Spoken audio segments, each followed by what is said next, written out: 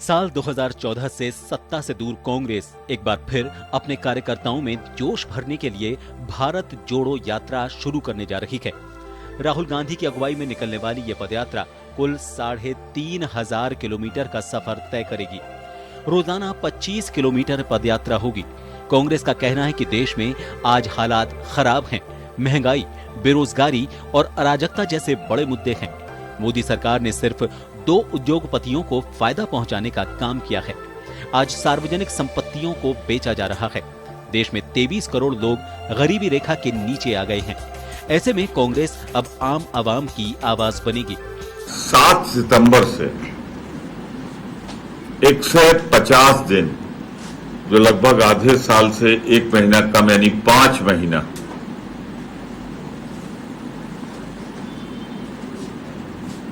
और जिसकी लंबाई यात्रा की होगी 3,500 किलोमीटर।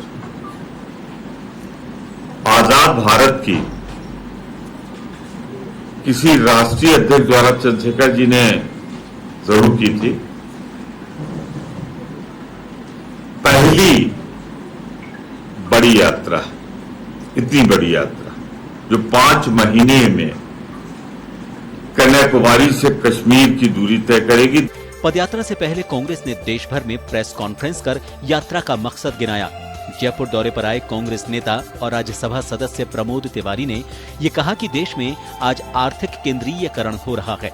देश को धर्म, जाति और भाषा के नाम पर बांटने के लिए नागपुर और दिल्ली में प्लानिंग होती है, जिसे केंद्र की सरकार धरातल पर उतारती है। ये खेल बड़ा खतरनाक है, इसे समझने की जरूरत है। इस बीच भाजपा कांग्रेस की इस भारत जोड़ो यात्रा पर तंज कसते हुए इसे कांग्रेस बचाओ यात्रा का नाम दे रही है। बीजेपी का कहना है कि कांग्रेस में लीडरशिप का संकट है। ऐसे में अपनी जमीन बचाने के लिए उसे यात्रा का सहारा लेना पड़ रहा है। पर वो आज गुजरात जा रहे हैं और आज गुजरात के प्रदेश अध्यक्ष युवक कांग्रेस के ने कांग्रेस छोड़ दी है। पूरे देश के अंदर वो इसी तरह का आलम है कि जहां वो जाते हैं उसके पहले कांग्रेस बिखर जाती है। भारत जोड़ो यात्रा कांग्रेस छोड़ो यात्रा में बदल गई है और वो शुरू हो के नहीं हो, पर ये अभियान शुरू हो गया। बहरहाल राहुल गांधी की अगुवाई में निकलने वाली इस पदयात्रा से पार्टी को कितना फायदा होगा या कितना नुकसान, ये सब भविष्य के गर्भ में है। लेकिन ये जरूर साफ है कि कांग्रेस इस पदयात्रा के जरिए अपनी खोई हुई जमीन को वापस पाने के लिए कार्यकर्ताओं में जान फूंकने की कोशिश जरूर करेगी। ब्यूरो रिपोर्ट, जन टीवी।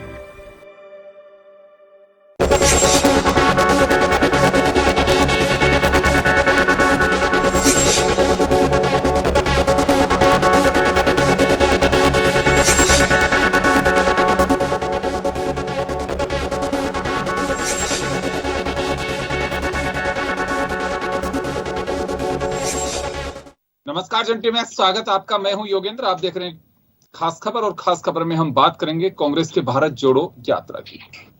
3500 किलोमीटर की यात्रा कन्याकुमारी से शुरू होकर के और कश्मीर तक जाएगी और एक लंबा सफर तय करेगी। 3500 किलोमीटर 76 दिन बाद राजस्थान में आएगी। लेकिन बड़ी बात यह है कि यह यात्रा प्रतिदिन 25 किलोमीटर अपना सफर तय करेगी। और चलिए हम पूरी चीजें आपको स्क्रीन के जरिए दिखाते हैं, लेकिन हमारे साथ हमारे अतिथि जुड़ गए हैं। भारत जोड़ो यात्रा से पहले कांग्रेस आक्रामक है। एक दिन पहले यानी कि रविवार को 4 तारीख को दिल्ली में महंगाई के खिलाफ रैली की। अगले दिन यानी कि सोमवार को राहुल गांधी, अशोक गहलोत ने अहमदाबाद में रैली की है और अब 7 तारीख की तैयारी में सब जुट चुके हैं। लेकिन 2024 का मिशन जो लेकर कांग्रेस चल रही है, उससे पहले एक सेमीफाइनल खेलना होगा 11 राज्यों के विधानसभा चुनाव का। उसमें क्या होगा, ये रिजल्ट काफी कुछ महत्वपूर्ण होंगे। और अगर कांग्रेस में जान फूकी जाती है, कांग्रेस में अगर वास्तव में भारत जोड़ो आंदोलन जिसे एक अहम कड़ी मान करके चल रहे हैं, अगर ये होगा तो 11 राज्यों का सेमीफाइनल, उसके लिए चुनौती के साथ साथ सहजता भी हासिल हो सकती है, बशर्ते कि रिजल्ट क्या रहता है। तो चलिए हम चर्चा शुरू करेंगे। हमारे साथ जयपुर से कांग्रेस के प्रवक्ता प्रतीक सिंह जुड़े हुए हैं, नीलेश सोलंकी हमारे साथ अहमदाबाद से भाजपा प्रवक्ता जुड़े हैं और डॉक्टर यश गोयल वरिष्ठ पत्रकार हमारे साथ जुड़ रहे हैं। सभी का स्वागत है। मैं नीलेश जी आपके पास आना चाहूंगा। राहुल गांधी ने यात्रा के 2 दिन पहले अहमदाबाद से चुनौती दी है केंद्र सरकार को और कहा है कि वक्त है सद्भावना का, भारत जोड़ने का, महंगाई पर बोलना नहीं चाहते हैं। और वही लगातार जो कांग्रेस हमलावर है कि अपने चुनिंदा मित्रों में पैसा बांटा जा रहा है, देश बर्बाद हो रहा है, ये आरोप है। जो आरोप आपको भारत जोड़ो यात्रा के दरमियान भी आए दिन सुनाई देंगे। जी नीलेश जी म्यूट किया, अनम्यूट करिए, आपने म्यूट किया हुआ है जी। देखिए, भारत जोड़ो नहीं, सबसे पहले तो उनको कांग्रेस के जो कार्यकर्ता है सबसे पहले उनको जोड़ना चाहिए। और 2 दिन पहले यहाँ के युवा मोर्चा के कांग्रेस के अध्यक्ष विश्वनाथ सिंह वाघेला ने जो आरोप लगाया कि पैसे देकर उन्होंने वो पद लिया था, और वो पद आप समझिए कि कांग्रेस पार्टी क्या सोच रही है वो मालूम नहीं है। जो सरदार के गुजरात में जैसे उन्होंने सरदार जी के साथ दुर्व्यवहार किया था नेहरू जी ने, वैसे ही आप देखिए कि गुजरात में वो जो रैली कर रहे हैं वो रैली का कोई मतलब नहीं है, क्योंकि कांग्रेस के जो सभी जो नेता है वो नेता एक एक कर से आज दूसरे नाम मैं नहीं लूंगा क्योंकि ऑफिशियल नहीं आया, लेकिन आज दूसरे 2-3 नेता उनसे निकल गए हैं। और जो पार्टी की विचारधारा है वो पता नहीं कहाँ जा रही है। भारतीय जनता पार्टी हमेशा एक है और एक रहेगी। और इनको बार बार आप देखिए कि जैसे ही ये द्वारका में आए थे, द्वारका में राहुल जी ने बोला था 25 कार्यकर्ता मुझे चाहिए, तो मतलब आप समझिए कि 25 कार्यकर्ता के अलावा उनको कोई और चाहिए ही नहीं, तो 25 कार्यकर्ता की ही पार्टी रह गई। नीलेश जी आपके यहाँ से पीछे कुछ लोग शायद कमरे में बैठे हुए हैं, उनकी बहुत आवाज आ रही है, प्लीज आप उनको बंद करिए क्योंकि डिस्टर्ब हो रही है आवाज पूरी। आप कंटिन्यू करिए, उनको मैसेज कराइए। जी आवाज आ रही है, मैं बंद करा देता हूँ। हाँ, तो यही है कि राहुल जी ने द्वारका में जो उनका जो सेमिनार हुआ था, जो चिंतन हुआ था, वो चिंतन इसीलिए था कि लोग पार्टी छोड़ के नहीं जाने चाहिए, उसका चिंतन करना था। लेकिन उन्होंने वहां पे बस 25 कार्यकर्ता ही चाहिए, 25 भी नहीं 5 कार्यकर्ता चाहिए। तो आप देखिए कि पार्टी का क्या असर हुआ है। गुलाम नबी आजाद जैसे 50 साल पहले 50 साल का काम किया हो वैसी पार्टी लोग छोड़ रहे हैं। तो आप सोचिए कि गुलाम नबी आजाद ने 4 से 5 प्राइम मिनिस्टर के साथ काम किया था, आज वो कहाँ है। कपिल सिब्बल जी का आप देखिए। तो मतलब मैं पूरा एक एपिसोड अपना निकलेगा कि इतने लंबे नाम है, तो भारत जोड़ो का इनका क्या है नारा मुझे मालूम नहीं है। सबसे पहले इन्होंने गुजरात में अभी इलेक्शन आ रहा है तो एक बात मैं जानना चाहूंगा कि कोई पार्टी का नेता पार्टी छोड़ करके चला जाता है तो क्या माना जाए, उस पार्टी का वजूद खत्म हो रहा है? जी क्यों नहीं, क्योंकि इलेक्शन में हर कार्यकर्ता को एक कमिटमेंट रहता है, एक नेता को या एक पार्टी को कार्यकर्ता की जरूरत होती है। इतने बड़े पैमाने पर इतने बड़े जो पौधा होता है, उनका जो पद होता है, वो पद की गरिमा अगर वो छोड़ते हैं और वो भी एक प्रति आक्षेप की कि उन्होंने उनके साथ क्या हुआ है वो भी प्रेस मीडिया में आते हैं, तो आप समझिए कि एक नेता को आप गलत समझ सकते हो, दूसरे नेता को गलत समझ सकते हो, लेकिन यहाँ तो पूरी लंबी लिस्ट है और पूरे भारत के राज्य से मैं लौट रहा हूँ, हर एक नेता वापस लौट रहा हूँ आपके पास में। प्रतीक सिंह हमारे साथ में जुड़े हुए हैं जयपुर से। प्रतीक जी, नीलेश जी ने अभी सुना आपने जो कुछ कहा कि ये वक्त कांग्रेस को जोड़ने का है, भारत जोड़ो तो तब होगा जब कांग्रेस जुड़ेगी। नहीं, मैं इनकी बात से इत्तेफाक नहीं रखता। कांग्रेस का जो मकसद है वो देश में जो आज विध्वंसवादी जो ताकतें हैं और जो जिस तरीके से लोगों को तोड़ने का काम कर रही है, देश को तोड़ने का काम कर रही है, तो देश को जोड़ने के लिए भारत जोड़ो यात्रा का आयोजन किया जा रहा है। इसका कोई चुनाव से कोई लेना देना नहीं है, किसी तरीके से पार्टी के झंडे से कोई लेना देना नहीं है। कांग्रेस पार्टी सिर्फ भारत को जोड़ने के लिए यात्रा निकाल रही है। अब ये कह रहे हैं कि नेताओं के जाने से पता लगता है। आप बीजेपी के जो फाउंडर मेंबर हैं वो सारे पार्टी छोड़ के चले गए। आप यशवंत सिन्हा की बात कर लीजिए, आप जसवंत सिंह की बात कर लीजिए, तो ये पार्टी सिर्फ हम 2 और हमारे 2 की पार्टी रह गई है। वो 2 लोगों को देते जा रहे हैं और 2 लोग हैं वो लेते जा रहे हैं। तो हमारी जो भारत जोड़ो यात्रा है जो 7 सितंबर से चालू हो रही है, वो एक विचारधारा पे है। जो आर्थिक जो विषमता है इस देश में आ गई है, जैसे आप महंगाई की बात करो, बेरोजगारी की बात करो, और जो अमीर और गरीब की जो बीच की जो खाई है जो बढ़ती जा रही है, उसके लिए भारत जोड़ने की एक मुहिम है। उस मुहिम में सबका स्वागत है। सिर्फ कार्यकर्ता नहीं, हमारे साथ सामाजिक संगठन भी आ रहे हैं, हमारे साथ किसान संगठन भी आ रहे हैं और सबका स्वागत है। भारत के झंडे के नीचे उस यात्रा का आयोजन किया जाएगा। 150 दिन लंबी यात्रा है। देखिए, भारत को जोड़ना है और भारत को जोड़ के रहेंगे। चलिए, डॉक्टर यश गोयल साहब हमारे साथ जुड़ गए हैं, वरिष्ठ पत्रकार हैं। गोयल साहब, आपके पास आना चाहूंगा। कांग्रेस की भारत जोड़ो यात्रा लंबी यात्रा है, 3500 किलोमीटर की यात्रा है, कन्याकुमारी से कश्मीर तक कई राज्यों से होके निकलेगी। कहा यह जा रहा है कि कांग्रेस को एनर्जी देने के लिए ये यात्रा काफी महत्वपूर्ण है। 2024 मिशन के रूप में देख रही है, लेकिन उससे पहले 11 राज्यों का विधानसभा चुनाव होगा, जो कांग्रेस के लिए और अन्य दलों के लिए भी, जहां जो अपना वजूद रखते हैं, उनके लिए सेमीफाइनल है। इस यात्रा को लेकर के बीजेपी का यह आरोप है कि कांग्रेस को तो खुद को अपनी पार्टी को बचाने के लिए यात्रा करनी चाहिए, कि कांग्रेस जोड़ो यात्रा हो तो शायद ज्यादा सार्थक हो। ये बीजेपी का आरोप है। खैर, ये पॉलिटिकल एजेंडेज हैं, लेकिन यहां बड़ी बात यह है कि क्या वास्तव में विधानसभा चुनाव 11 राज्यों के और 2024 के लोकसभा चुनाव, उससे पहले की यात्रा कांग्रेस के लिए महत्वपूर्ण होगी? योगेंद्र जी, ये कांग्रेस के लिए जरूरी है। भारत जोड़ो के साथ अगर ये कहा जाए कि वो जो कांग्रेस का जो पूरा नेतृत्व है वो अब चुनाव के बाद अलग आएगा, अक्टूबर के महीने में उसका रिजल्ट आएगा। उसके साथ साथ ये कल से शुरू हो रही है यात्रा, चलेगी, और ये जरूरी है शायद कांग्रेस के लिए भी और देश के लिए भी। जो उद्देश्य कांग्रेस लेके चल रही है कि जो डिवीजन हो रहा है, कल राहुल गांधी ने भी दिल्ली में कहा, आज भी कहा कि 2 वर्गों में बांटा जा रहा है, अमीर और गरीब के बीच की खाई को बढ़ाया जा रहा है। तो वो महंगाई है, बेरोजगारी है, और जो लोगों में कांग्रेस के अनुसार, मेरे अनुसार नहीं, कांग्रेस का सेंस ऑफ इनसिक्योरिटी जो लोगों में आया है, घबराहट आई है, डर आया है, जो कांग्रेस कह रही है, उसको निकालने के लिए लोगों को जोड़ना बहुत जरूरी है। आम आदमी को सड़कों पे जाके, पहली ये पद यात्रा है। आज प्रमोद तिवारी आए थे कांग्रेस में, उनकी प्रेस कॉन्फ्रेंस थी, तो ये कहते पहली ये पद यात्रा है। अडवाणी जी ने की रथ यात्रा की, चंद्रशेखर ने जरूर यात्रा की थी बहुत टाइम पहले, दूसरे मुद्दे थे, अब दूसरे मुद्दे हैं। तो अगर ये जोड़ने के लिए और इलेक्शन के साथ साथ ये साइमल्टेनियस निकाल रहे हैं, तो इसका साफ सा मतलब है कि कांग्रेस अपने लोगों को तो जोड़ना चाहती है, और लोगों को जो बिखरे हुए दल हैं, छोटे बड़े या लोग जो हैं जिनके को थोड़ा सेंस ऑफ इनसिक्योरिटी है, डर है, या किसी तरह का बेरोजगारी का आलम है, उन सबको जोड़ने का एक प्रयास है कि राजनीतिक स्तर पर यही होता है। और कैसे करोगे? कश्मीर से कन्याकुमारी तक जोड़ने का, या गुजरात से और इस तरफ जोड़ने का जो प्रयास है वो यही है। इसमें कोई बुराई नहीं है, और इसके मतलब तो कुछ भी निकाले जाए, अपोजिशन पार्टी बहुत कुछ कहेंगी, पर करे क्या?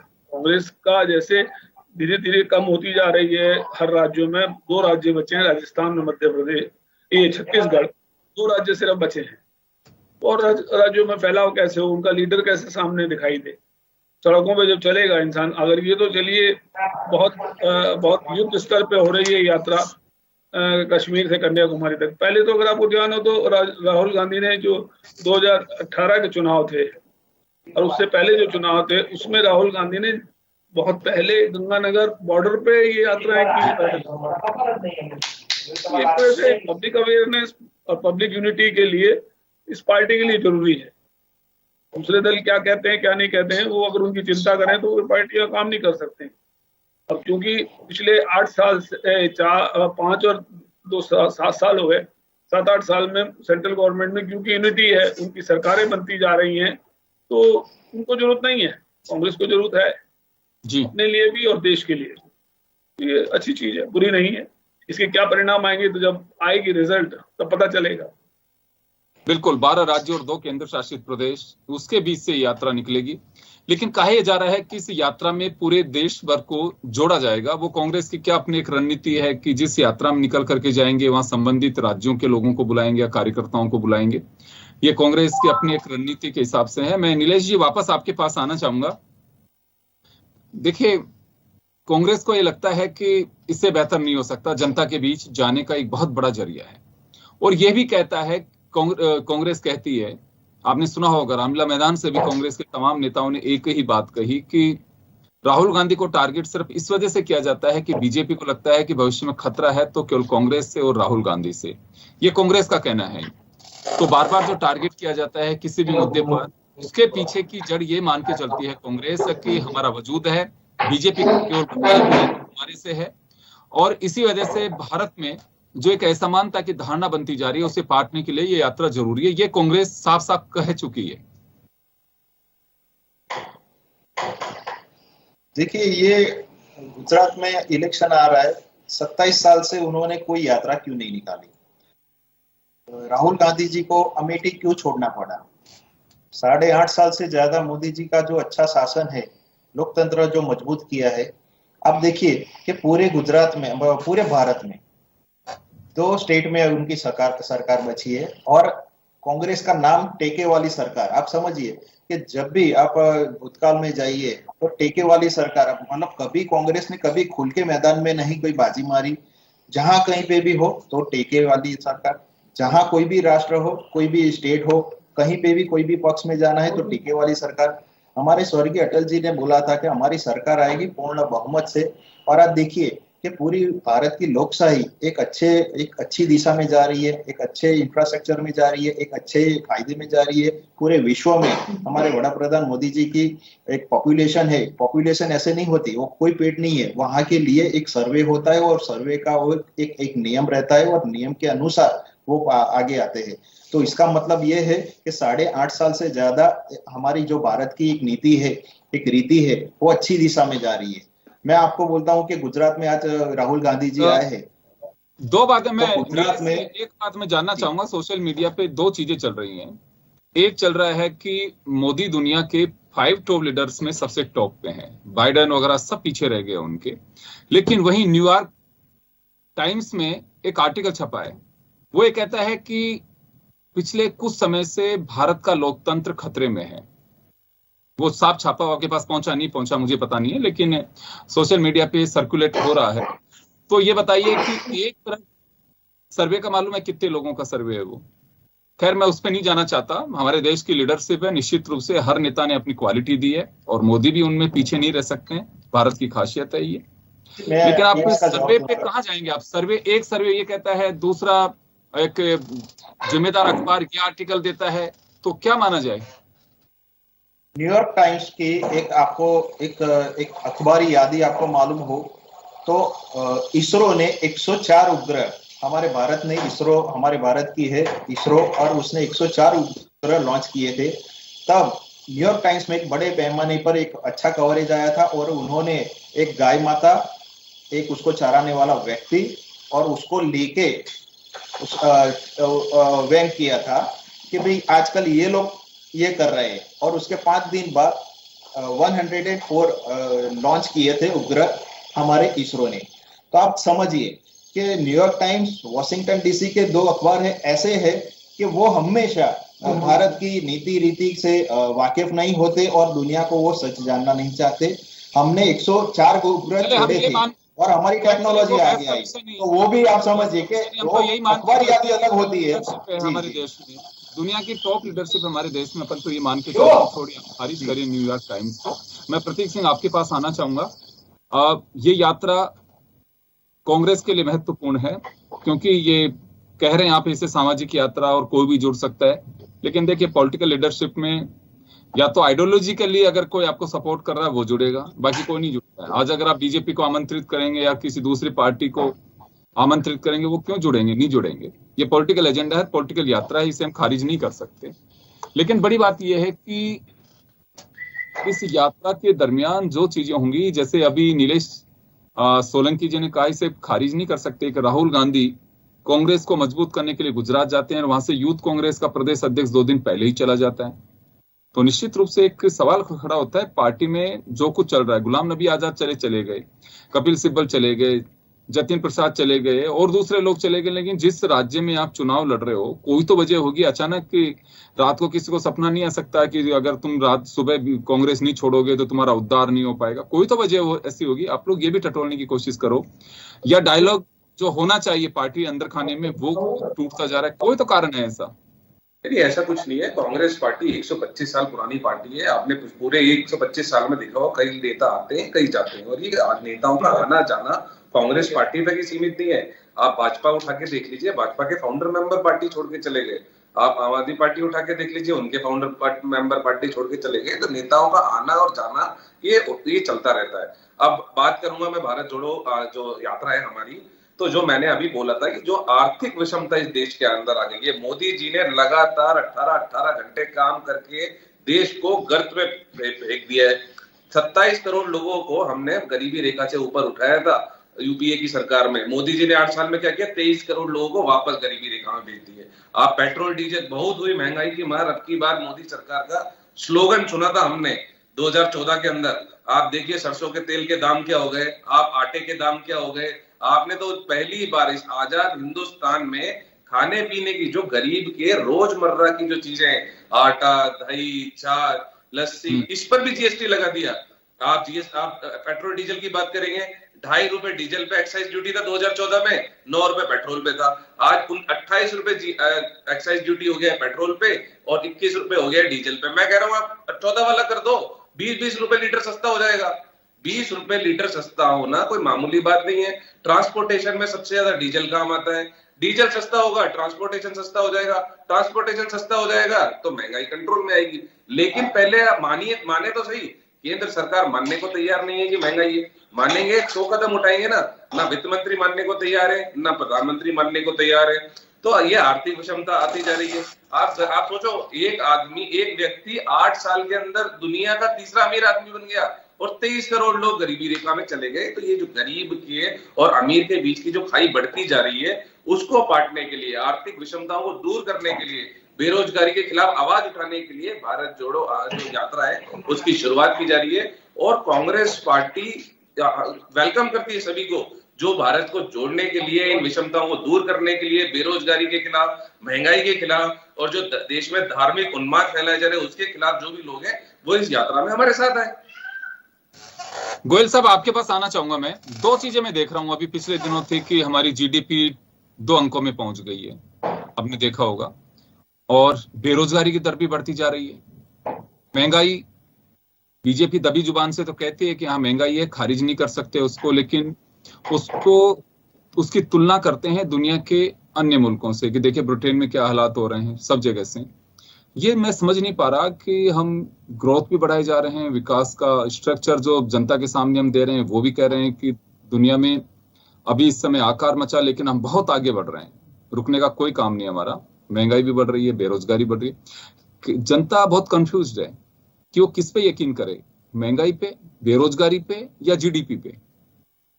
योगेंद्र जी, जीडीपी बहुत सिंपल सी स्टेटिस्टिक्स है।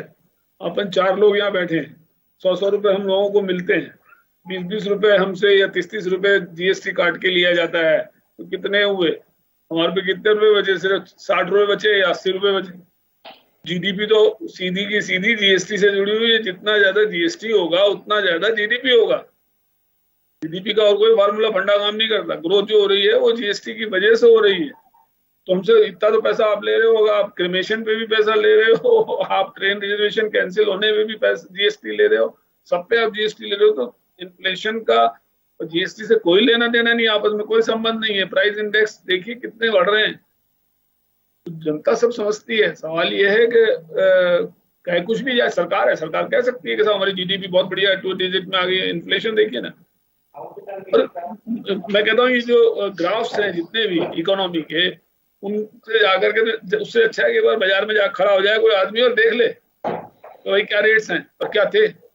कोई राहुल गांधी के पास जाने की जरूरत नहीं, कोई सीतारमन के पास जाने की जरूरत नहीं, मार्केट में जाकर देख लो, खुद ही दिखता है प्राइस इंडेक्स कितना बढ़ रहा है रोज। बड़ी हुई चीज कभी कम होती नहीं। तो ये सब आंकड़ों से देश चल सकता है, किताबें चल सकती हैं, लोगों को प्रभावित किया जा सकता है। पर GST is directly linked with जो ये आप बता, GDP is directly linked with GST. जितना ज्यादा जीएसटी कवर करोगे उतना बढ़ जाएगा। 2 क्या हो 3 डिजिट में ही पहुंच जाएगा, क्या फर्क पड़ता है? टैक्सेस कितने ले रहे हो? 40% 60% taxes we are paying from our salary और from our livelihood. Income tax दे रहे हैं 40% कम से कम, 20 to 40%। और जो गरीब आदमी है, जो रोजाना का मर्रा का काम कर रहा है, वो जो गुड्स खरीद रहा है, आटा दाल चीनी जो भी कुछ खरीद रहा है, पेट्रोल भरवा रहा है, वो टैक्स दे रहा है। जीडीपी तो बढ़ेगा ही बढ़ेगा, इन्फ्लेशन कहाँ रुकेगा? ये इसका कोई तोड़ नहीं है। जैसा अभी ये कांग्रेस के विशेषज्ञ अभी यहाँ कह रहे हैं कि इनको कम करो ना, क्यों नहीं करते? कोई नहीं करता।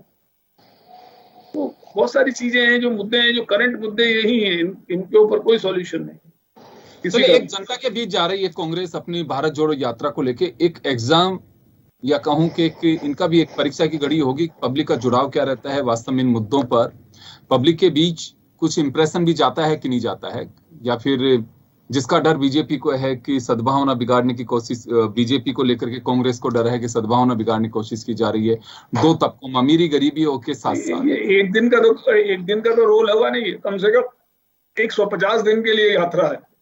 बिल्कुल मामूली बात नहीं है, 5 महीने तो वो पता चल जाएगा टेम्पो किस हिसाब से चलता है। इस बीच में गुजरात इलेक्शन भी हो जाएंगे, हिमाचल प्रदेश के भी हो जाएंगे, एक आध के और जगह के इलेक्शन हो जाएंगे, सामने आ जाएंगे रिजल्ट।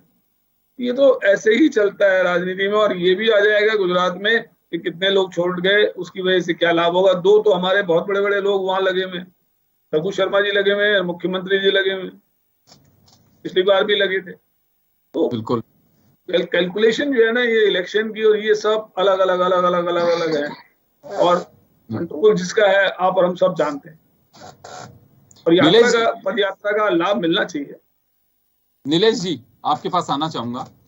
गोयल साहब का मानना है कितना लाभ मिलेगा ये कहना बहुत मुश्किल है, लेकिन हाँ लाभ मिल सकता है कांग्रेस को। कांग्रेस के वर्कर्स से एनर्जी आ सकती है उनमें, उन्हें बूस्ट किया जा सकता है और पब्लिक जुड़ सकती है, क्योंकि पब्लिक से जुड़े मुद्दे लेकर के चल रहे हैं। दूसरी तरफ एक कोशिश पैरेलल ये चल रही है कि विपक्ष को एकजुट किया जाए ताकि 2024 में बीजेपी को मात दी जा सके। बीजेपी के सामने भी चुनौतियां हैं, बेशक कहने को कुछ भी कहा जाए। यात्रा के साथ साथ जो विपक्ष एकजुट के एक बात कह रहा, होगा नहीं होगा मुझे पता नहीं है, लेकिन एक चैलेंज है अगर एकजुट होता है। क्योंकि अगर वोटिंग परसेंटेज की बात करें हम, तो जो मत प्रतिशत 2019 में बीजेपी का शेयर है, और अगर विपक्ष एकजुट होता है तो वो भारी होता है।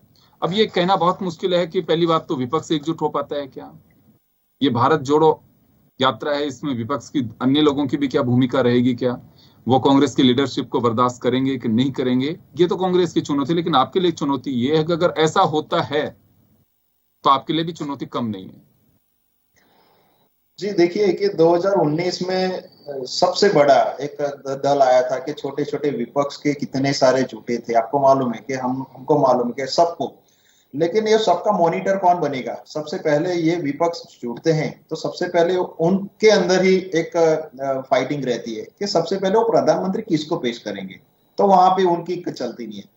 और वड़ा प्रधान मोदी जी 2 बार से दिल्ली की सुखानी संभाल रहे, पूरे भारत को एक अच्छी दिशा दे रहे। तो आप समझिए कि भारतीय जनता पार्टी एक डिसिप्लिन वाली पार्टी है, कैडर बेस्ड पार्टी है।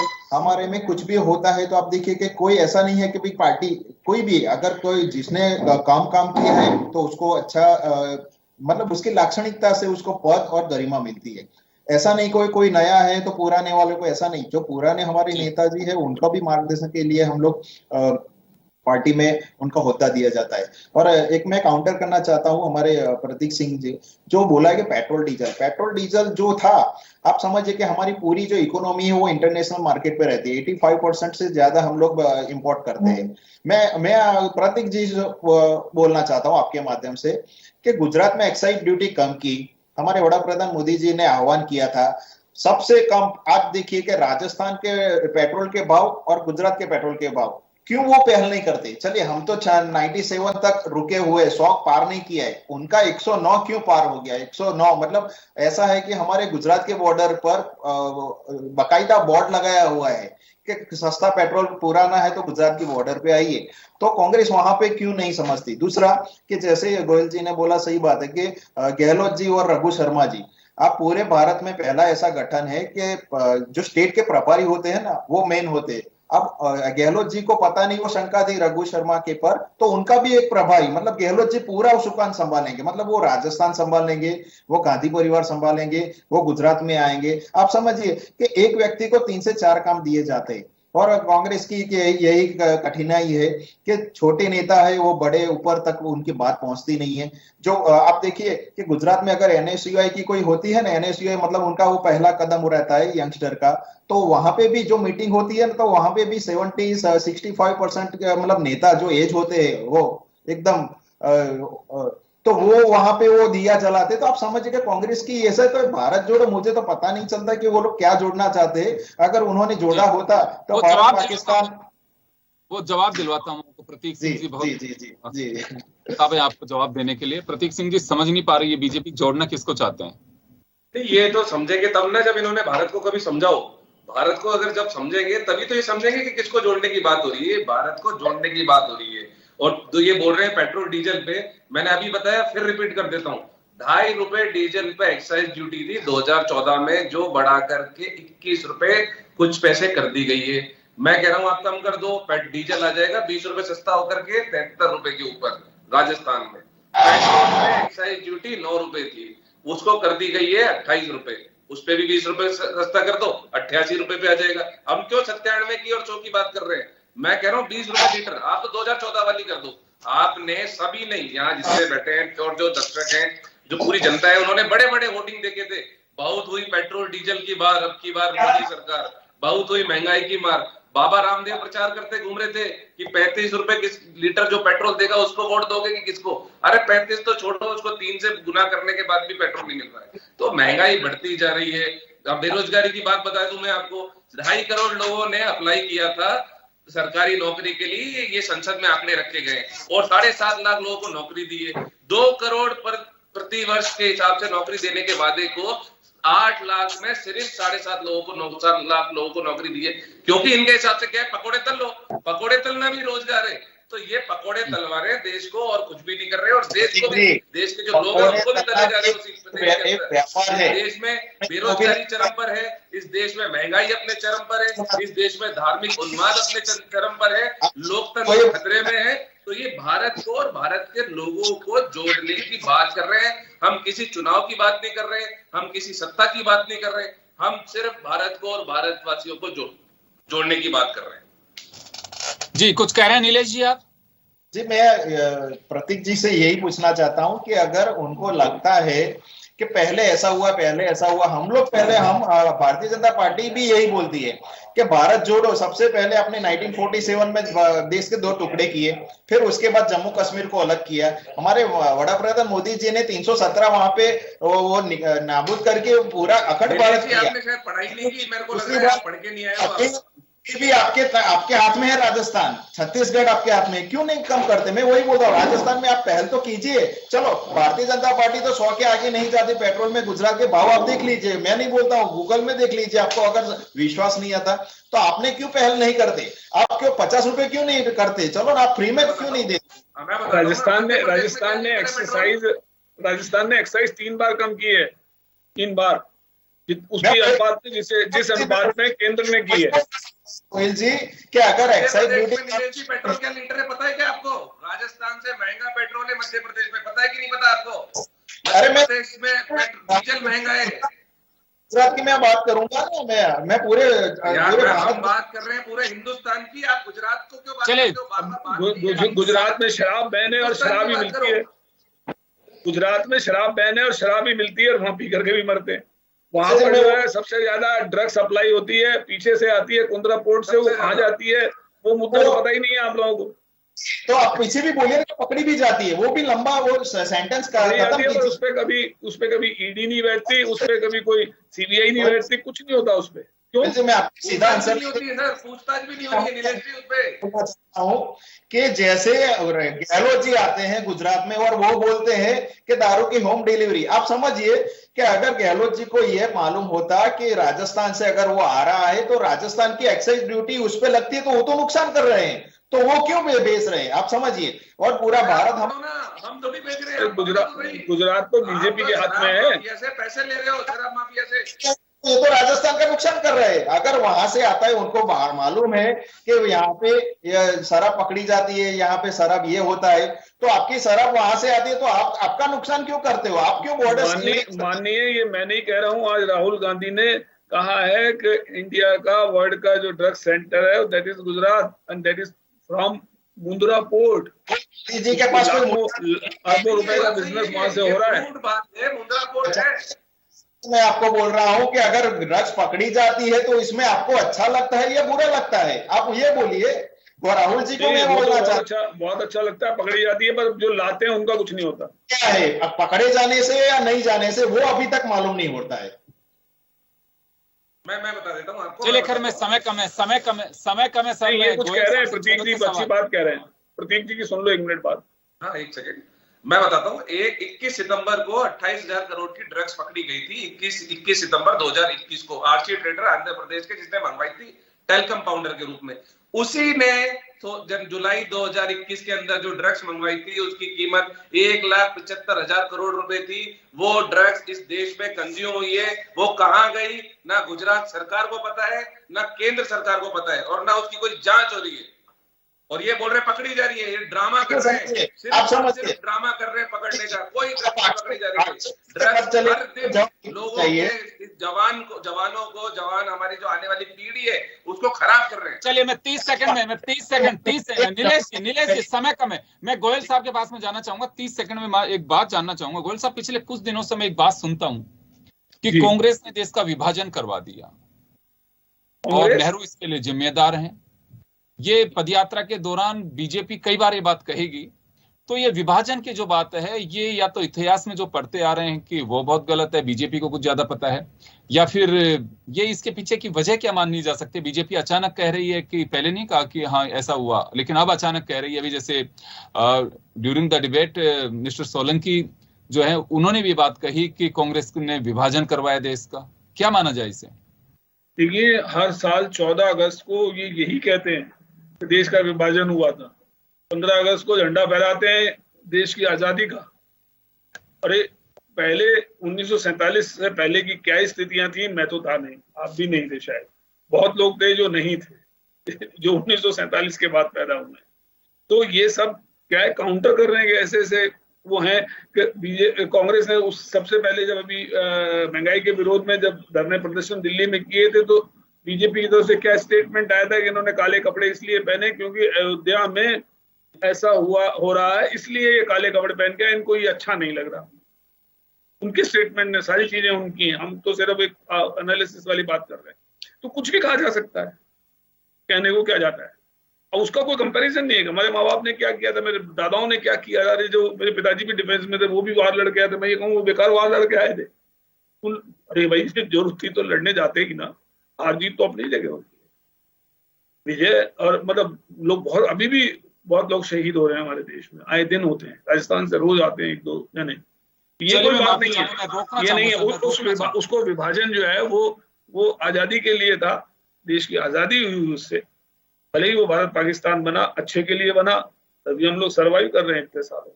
75 साल हमने मना लिए, क्या खराबी है मुझे बताओ? हमें बोलने की आजादी है, हमें सब चीजें की आजादी है, कहाँ गलत है? कहने को तो कुछ भी कहा जा सकता है। चलिए मैं माफी चाहूंगा, समय कम है। नीलेश जी मैं आपके पास आता, लेकिन समय कम है, इस वजह से मैं रोकना चाहूंगा तमाम अतिथियों को। भारत जोड़ो जो आंदोलन शुरू की जा रहा है, यानी कि यात्रा निकाली जा रही है कन्याकुमारी से कश्मीर तक 3500 किलोमीटर।